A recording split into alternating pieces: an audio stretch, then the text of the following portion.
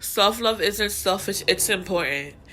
It's you standing in your purpose and telling your truth even though it makes others uncomfortable. You are enough. You are worthy. You are powerful. And always remember that.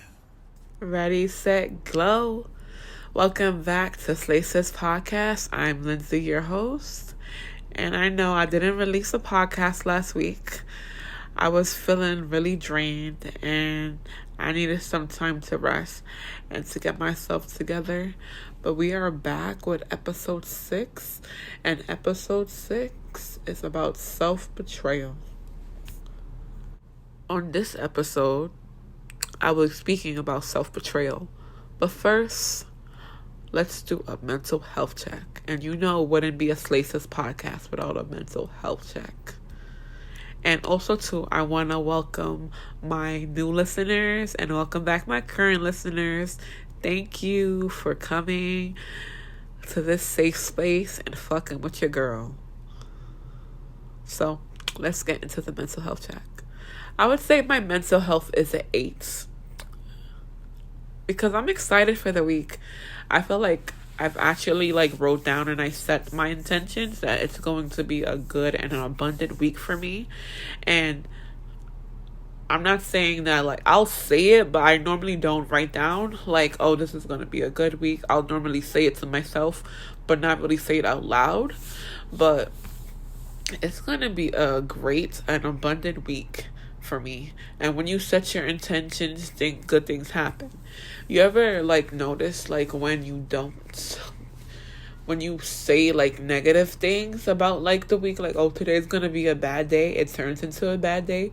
So you gotta be mindful of the language you use when you're talking about things that pertain to you and other people.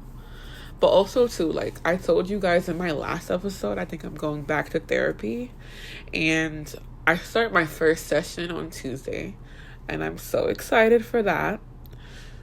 So that's a plus for me. Sorry, guys. And I'm just really excited to go because I feel like when it came to therapy, I felt like I was forced to go. And me at 27 right now, I'm choosing to go for myself, not for anybody else.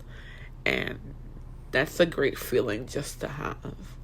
I don't know. It's just I never thought out of my 27 years of life, I'd be excited to go to fucking therapy. I'm so excited.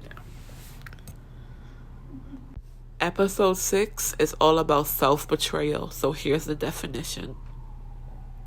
Self-betrayal is a result of patterns set up in childhood where we learn to put the needs of others before ourselves. We learn that our needs are not important or worse, not valid. So we disconnected from our needs and our essence. When it comes to self-betrayal, I remember this time. I'm having a very vulnerable moment with you guys. I was dating this guy. No, he was my boyfriend. And he was incarcerated. And I wasn't loyal to myself, but I was loyal to him. I don't know how that makes sense, but yeah, I wanted to prove my loyalty, everything.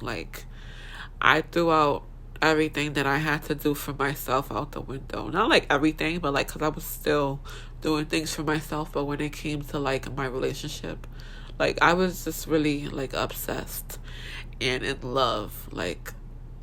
This is a very karmic, toxic love. And I ended up staying in this relationship far too long.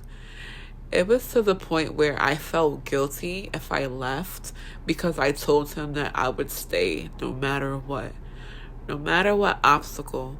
But I tend to I lost myself in this relationship, and I felt lost.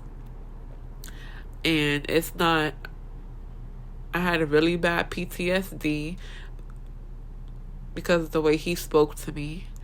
And I was like, okay, I'm gonna just stay in this relationship. It was to the point where I had mentally left, but I was my body was still there physically. Okay, I told him I'm gonna stay, so I'm gonna stay. But I wouldn't show him no affection. And every now and then, like, I would ghost him. Like, fuck it. I was like, not to, like, just to get myself together. Because whenever I go through things, I'm just want to ghost people. I know it's toxic. I'm not really doing that anymore. But, like, I like my alone time. So I tend to communicate that more now. So I would ghost him. I ghosted him a lot throughout the relationship. I'm not going to lie. A lot. Just to get myself together. And I was just really depressed. I was sad. I don't know what to do because I was like, I told him, I gave him my word that I would stay no matter what. And every time I ghosted him, he would open his arms back for me to come back. I'm like, oh, just needed a break or whatever. Like, I needed some space. And he would just open his arms back. So that was just something that I would do. I would miss him because I guess because I was probably also lonely too, and I wasn't loving myself, and he was the only person that really got me at the time that I felt. And then slowly the relationship started to end. And I want to say around maybe 2020, the ending, not even 2020, no, because we were on and off a lot. The beginning of 2020 before the pandemic ended, I had told him that I didn't want to be with him, and I didn't speak to him until, I want to say, the pandemic happened in New York. Like, I work in school, so it shut down maybe March, and then I didn't speak to him until maybe I want to say August. And I was like, okay, or whatever. We were speaking. And then we got back together. And also too, he would tell me that he changed. And I think he didn't really change. And I would always hope that he would change. Like, I was so optimistic that he would change. I think also too, I fell in love with potential too. And you know what happens when you fall in love with potential. Ain't nothing pretty when you fall in love with potential. He was like, oh, I changed. But then a few days, I was like, he's the same person. So I ended up just staying for a little bit. And then September, I was over it. I told him I didn't want to be with him anymore. And then he made me feel guilty. Yada, yada, yada. It was a whole, he tried to manipulate me back into the relationship, which made me feel uncomfortable. But I was parts of me wanted to stay because I told him I would be there, but then I was like, no, I had to do this for me.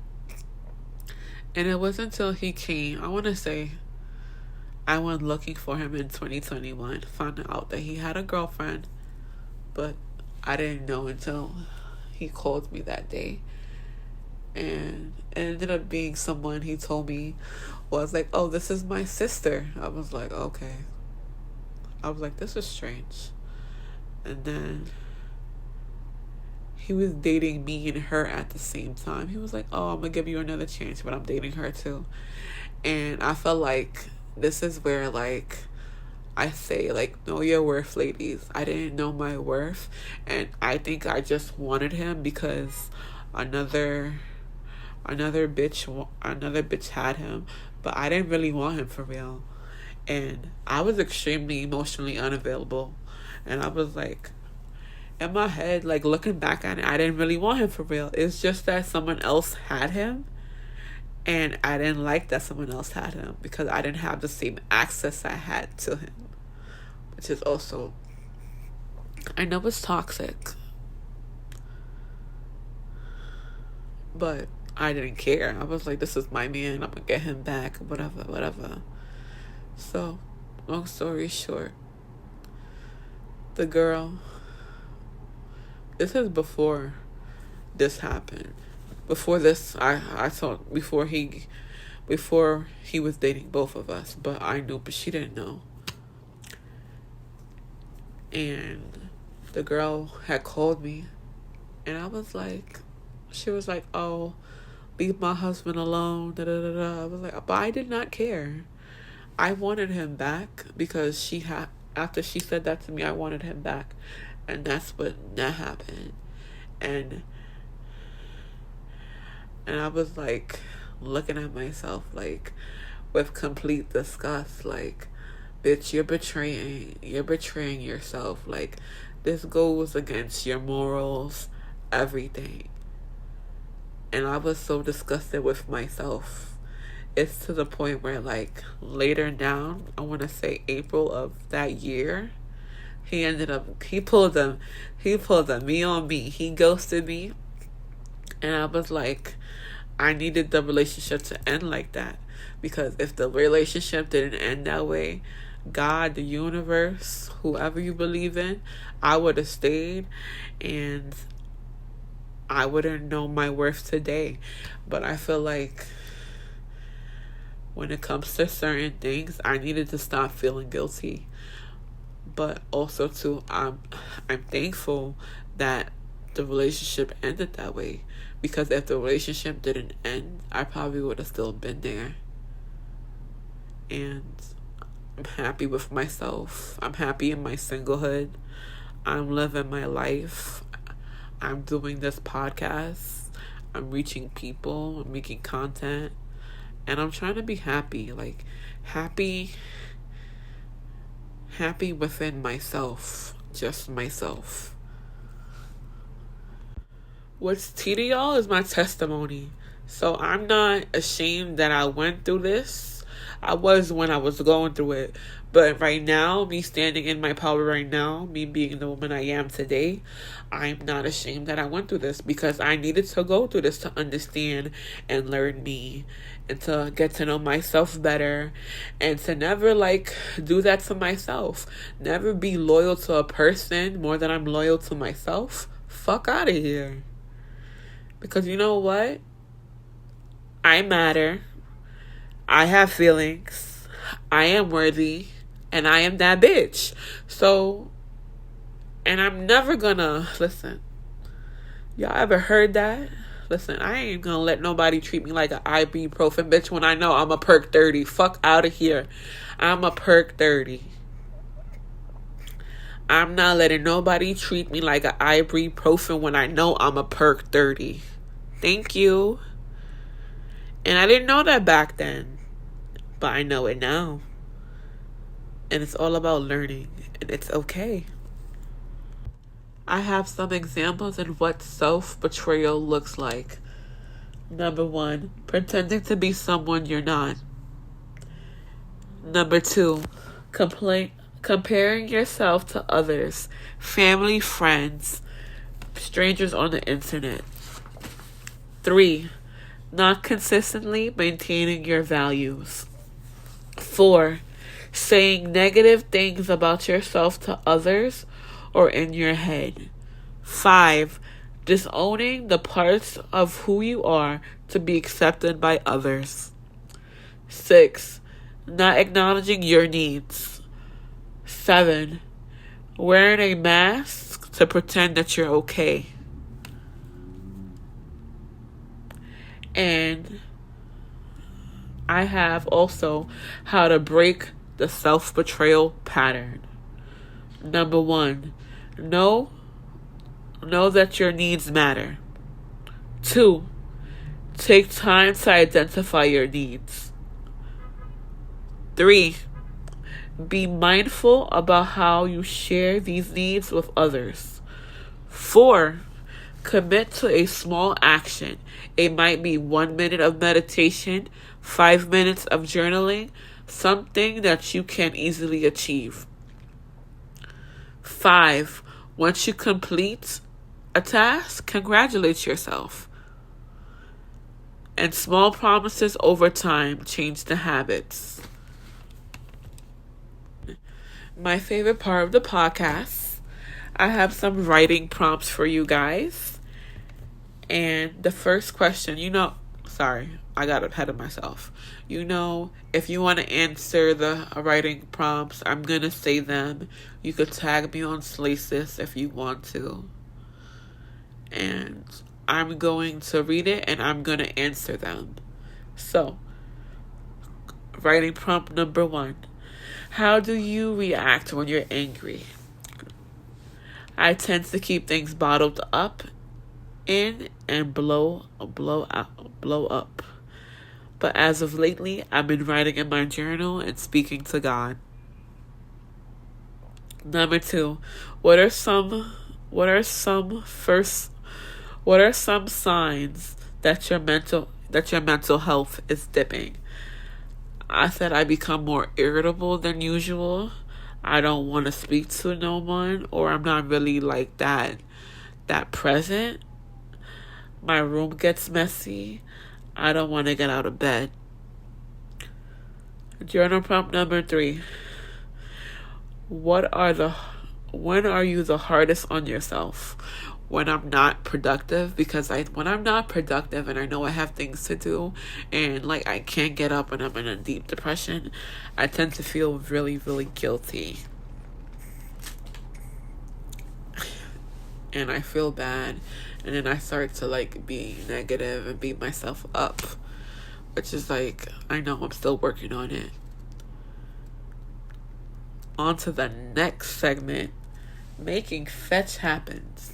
So, I believe in giving people their flowers while they're still here. So, this is what the Making Fetch Happen segment is all about, is giving people their flowers. So, it's Mother's Day. Happy Mother's Day. So, I want to give the mothers their flowers today. Because to be a mother, it's a lot of fucking work. And you guys do it while running businesses, going to school, working 9 to 5s. Y'all do the damn thing. So like, I'm making fetch happens go out to all the mothers, and I hope you guys have a great Mother's Day. Happy Mother's Day to y'all. Y'all deserve it, even though Mother's Day is every day, because mothers are special. And lastly, make sure you follow Slay Sis on all platforms, all social media platforms. And if you have any advice, email me at slaysispodcast@gmail.com. Put Slay Mail in the subject and make sure you include your age in the email as well. I love you guys as much as I love myself. Bye.